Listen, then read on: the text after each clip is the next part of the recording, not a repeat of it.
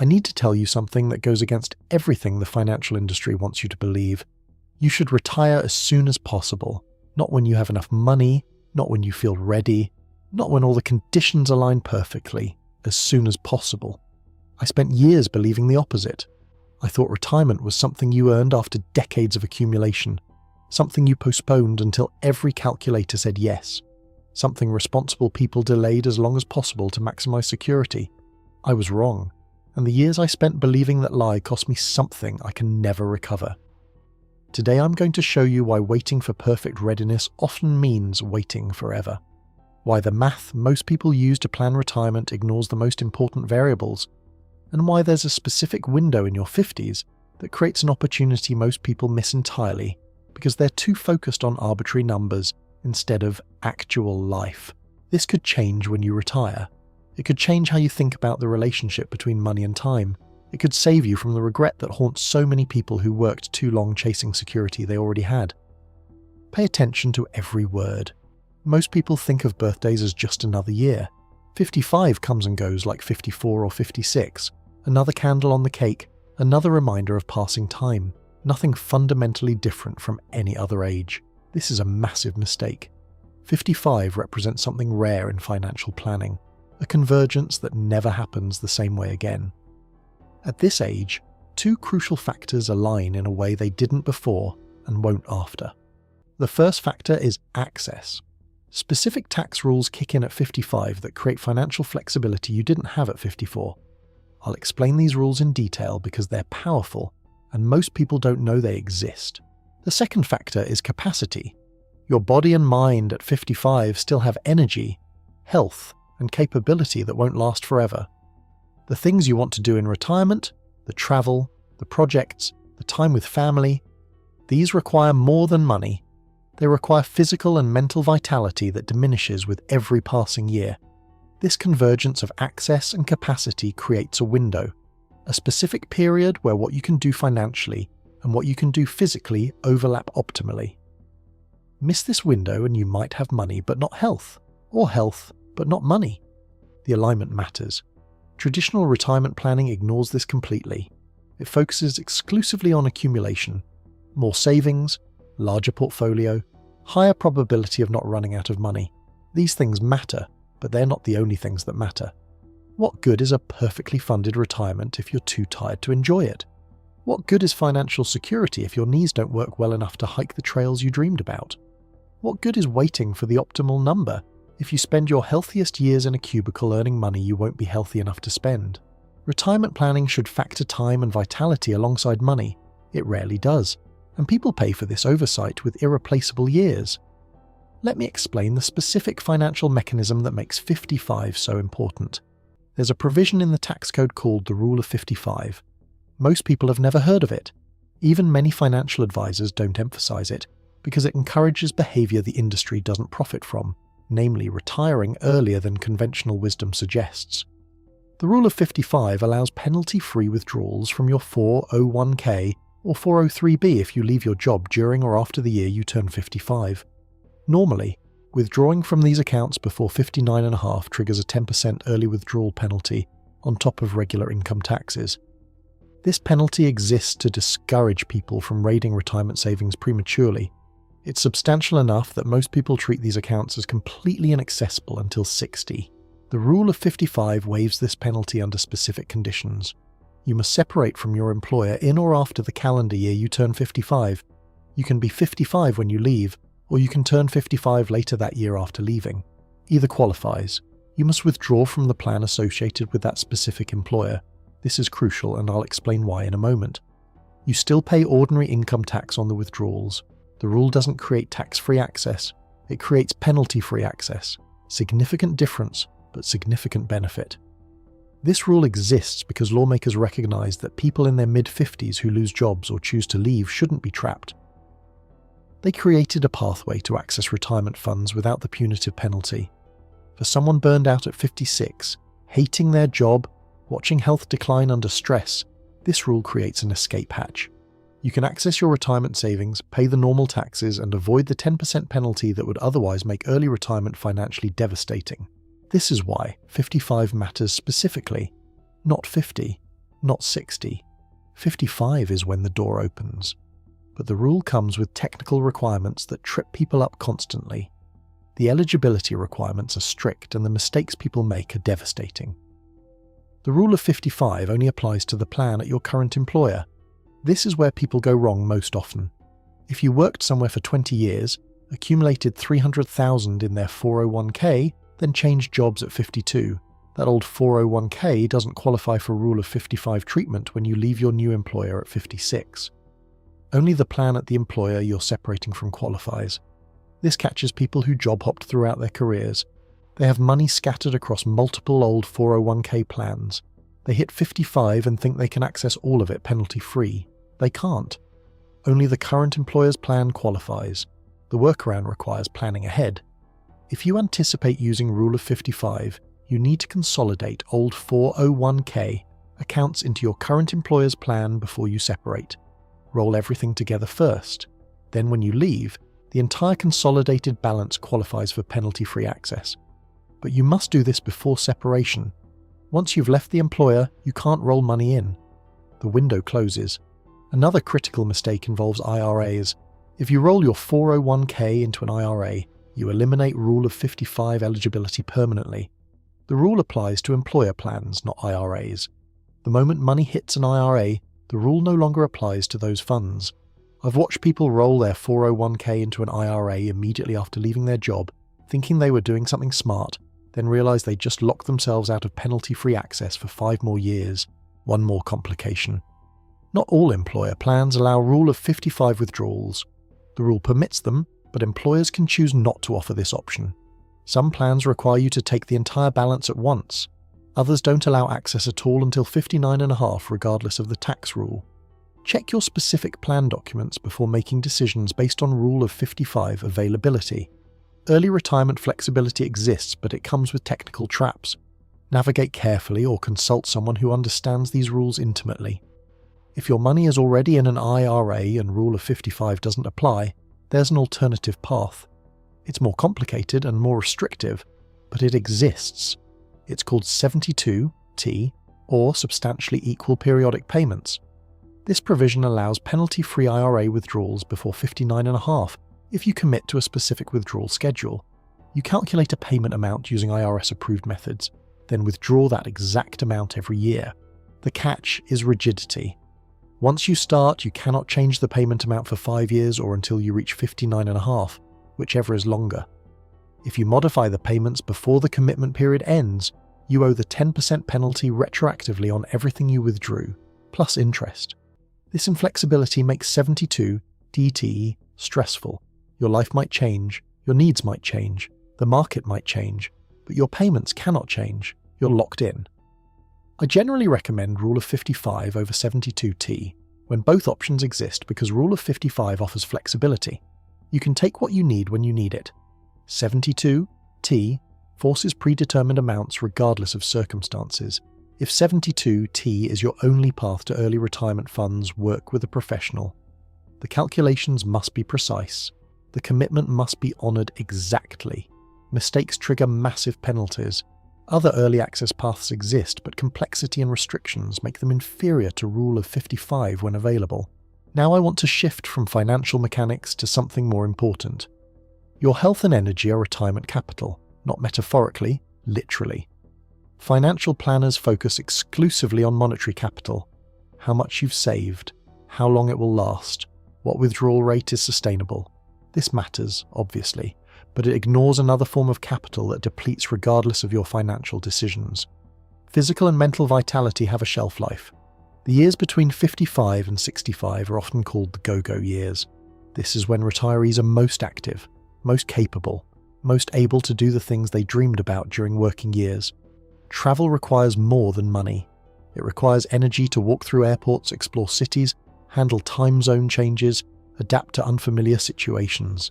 A 75-year-old with $1 million may not be able to do what a 58-year-old with $400,000 can do comfortably. Family time requires mobility, playing with grandchildren, attending events, being present and engaged instead of watching from a chair. Passion projects require cognitive energy. Starting that business you always imagined, writing the book, learning the instrument, creating the art.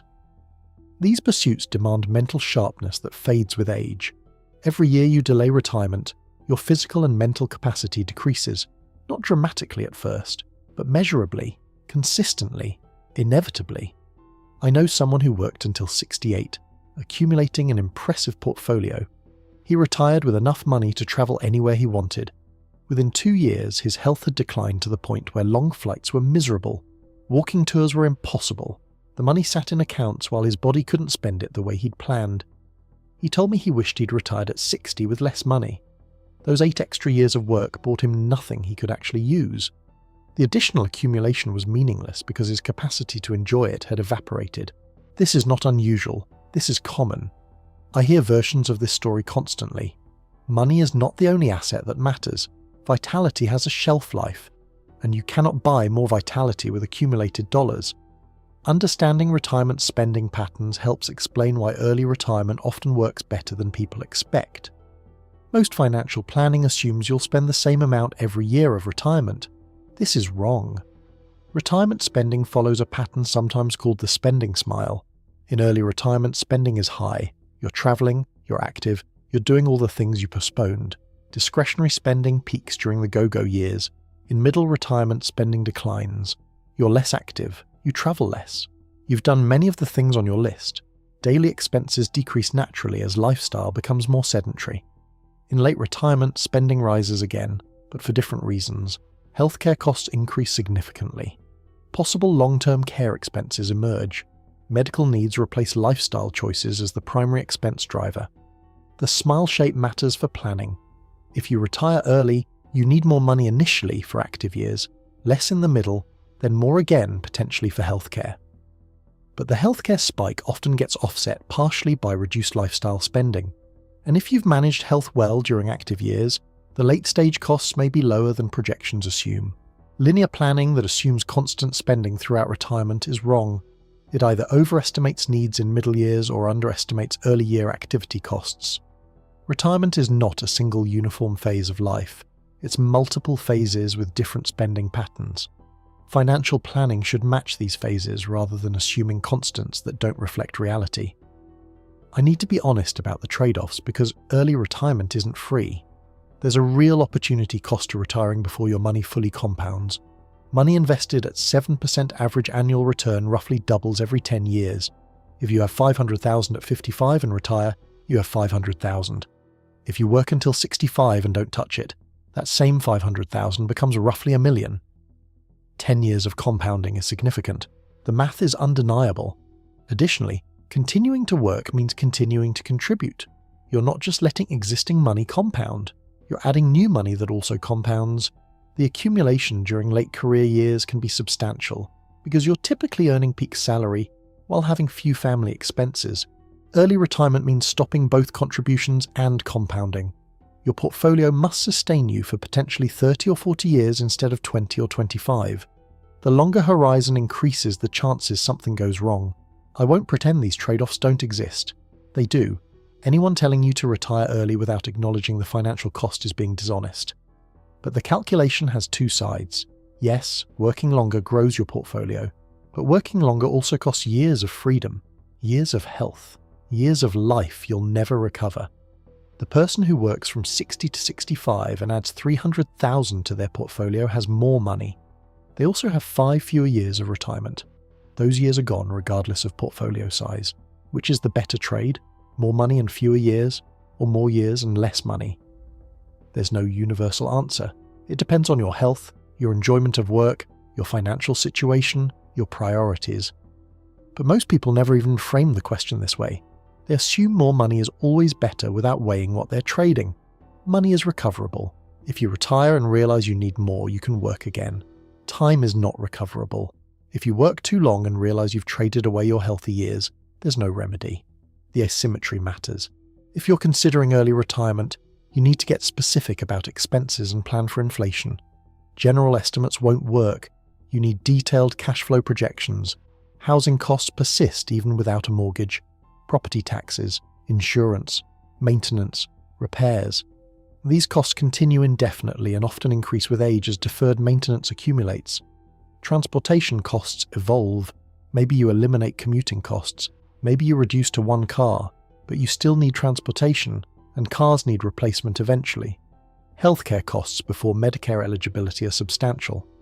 I'll discuss this more shortly because it's one of the biggest risks. Long-term care costs potentially emerge in late retirement. Nursing homes, assisted living, in-home care. These costs can devastate portfolios and require planning, even if you hope to avoid them. Travel and activity budgets should reflect your actual desires. Don't plan for modest domestic trips if you want international adventures. Don't plan for country club lifestyle if you want simple pleasures. Match the projection to reality. An inflation adjustment is essential. A budget that works today will not work in 20 years at the same dollar amounts. Even modest 3% inflation means your costs roughly double over 25 years. $400,000 in annual purchasing power today requires over $800,000 in 25 years. Build inflation into every projection.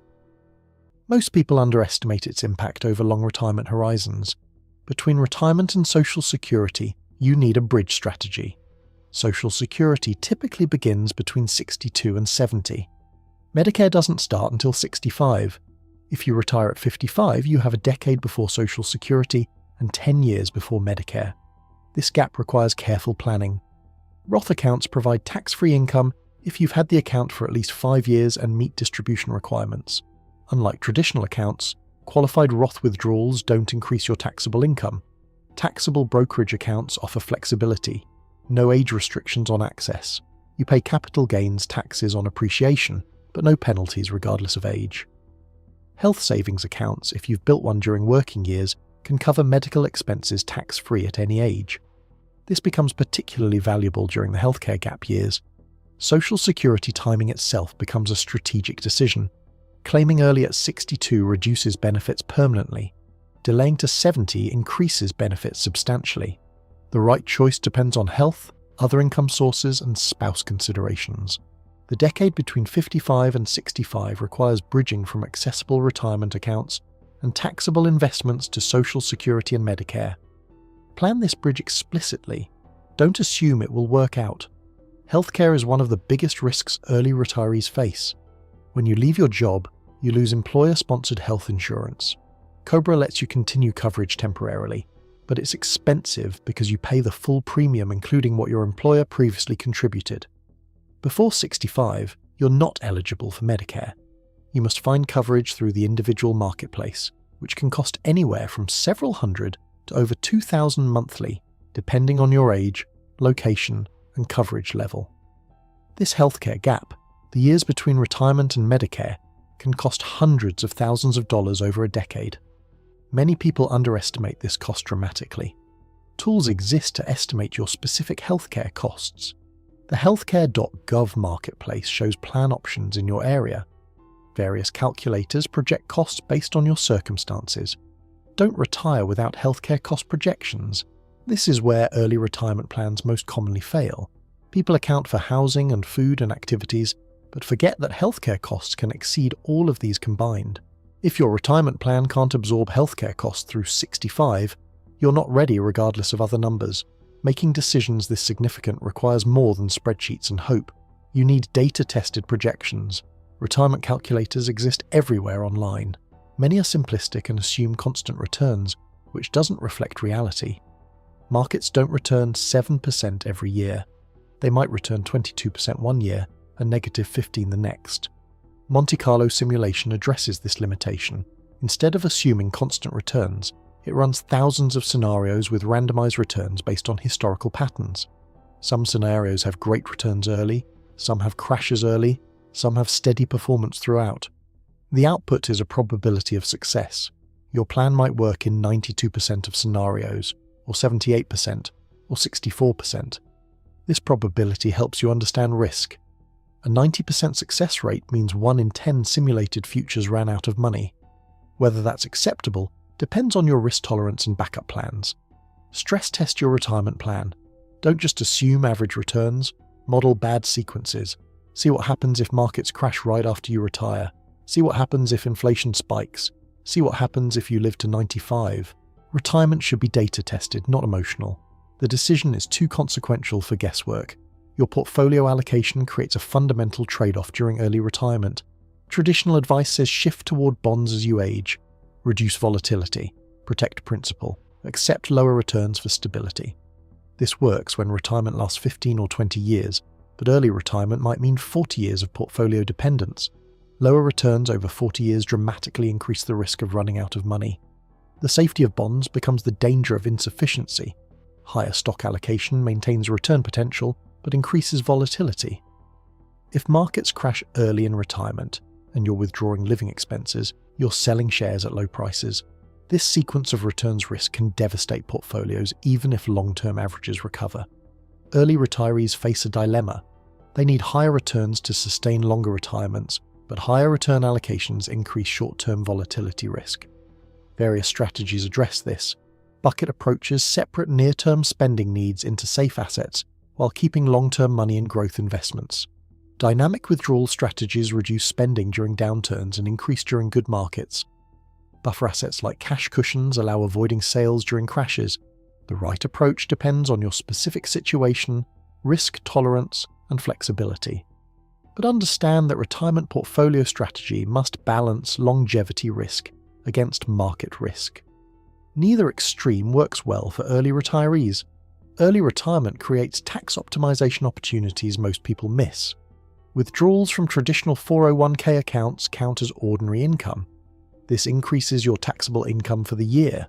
Higher taxable income can push you into higher tax brackets and limit opportunities for strategic maneuvers. One such maneuver is Roth conversion. You can move money from traditional accounts to Roth accounts, paying taxes now to create tax-free growth and withdrawals later. The optimal time for Roth conversions is during low-income years. If you retire at 55 and have minimal income until Social Security begins, you might have several years in very low tax brackets. These years are perfect for converting traditional funds to Roth at low tax rates. But if you're also taking substantial 401k withdrawals for living expenses, you're filling those low brackets with withdrawal income. Less room remains for low-rate conversions. Strategic coordination between withdrawal strategy and conversion strategy can save tens or hundreds of thousands in lifetime taxes. Fill lower brackets with conversions during years when other income is minimal.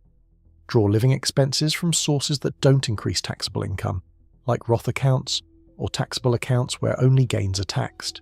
Early retirement is not just about having enough money, it's about optimizing how you access that money across different accounts, timing conversions, managing brackets, and minimizing lifetime tax burden.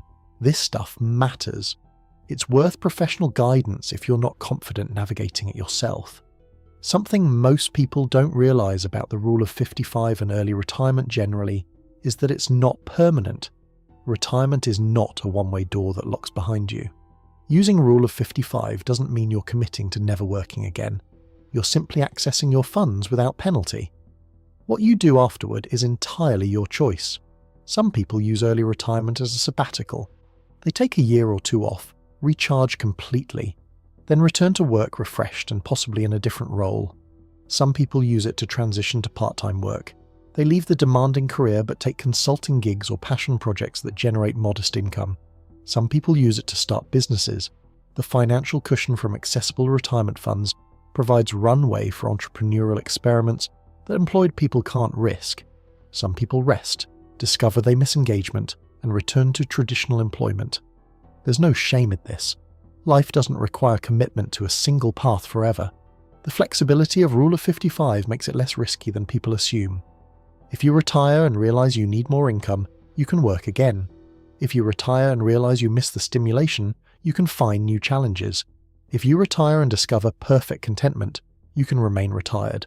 The door swings both ways. Retirement is not binary. It's a spectrum of engagement levels that you can adjust based on experience. This flexibility should reduce fear about early retirement decisions. You're not betting everything on a single irreversible choice. You're giving yourself options that employed people don't have while maintaining the ability to change course. Everything I've discussed points to a fundamental philosophy that most financial planning ignores entirely. Money and time are not equivalent resources. You can make more money. At almost any age, in almost any circumstance, you can generate additional income if you need it. Work more, work differently, create something, sell something. Money is renewable. You cannot make more time. Every day that passes is gone. Every year you spend working is a year you didn't spend retired. Time is non-renewable. Most planning treats money as the scarce resource and time as unlimited. This is backwards. Time is the scarcity. Healthy time is even scarcer. The number of active, energetic, capable years you have remaining is finite and unknown, but definitely shrinking. Burnout drives many early retirement decisions. People reach their mid-50s exhausted, depleted, wondering why they're still grinding when the joy disappeared years ago. But burnout is just an acute symptom of a chronic condition. The chronic condition is trading irreplaceable time for replaceable money. Even if you're not burned out, even if you enjoy your work, you're still making this trade. Every working year is a year of life spent on income instead of freedom. I'm not saying everyone should retire immediately regardless of circumstances. Financial reality matters. But I am saying the calculation should include time as a cost, not just money as a benefit. When you work another year, you gain the salary and investment returns. You lose that year of retirement. The gain is quantifiable. The loss is absolute. For some people, the trade makes sense. They genuinely enjoy work. They have inadequate savings. They need healthcare coverage. Legitimate reasons to continue exist.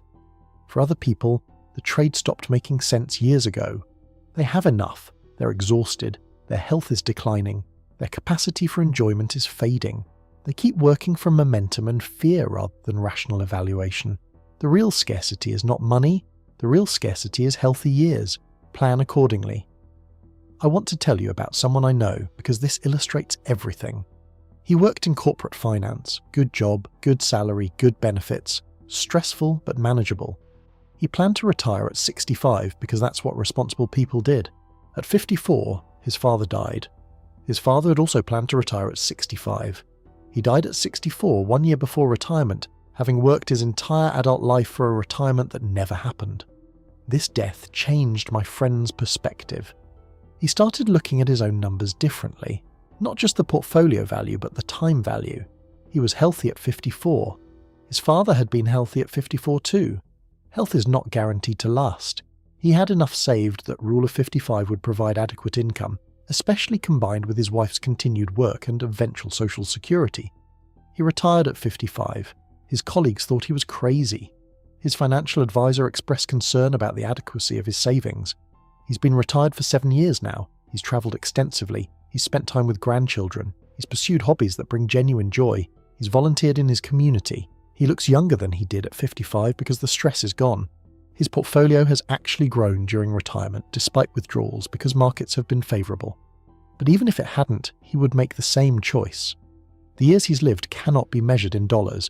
He told me something that stuck with me. He said his father worked 43 years for a retirement that lasted 0 years. He didn't want to make the same trade. This perspective shaped everything I now believe about retirement timing. The goal is not to maximize wealth at the moment of death. The goal is to optimize life during the years you have. Sometimes that means working longer to ensure security. Sometimes that means retiring sooner to ensure enjoyment. The right answer depends on individual circumstances, but the question must include time, not just money.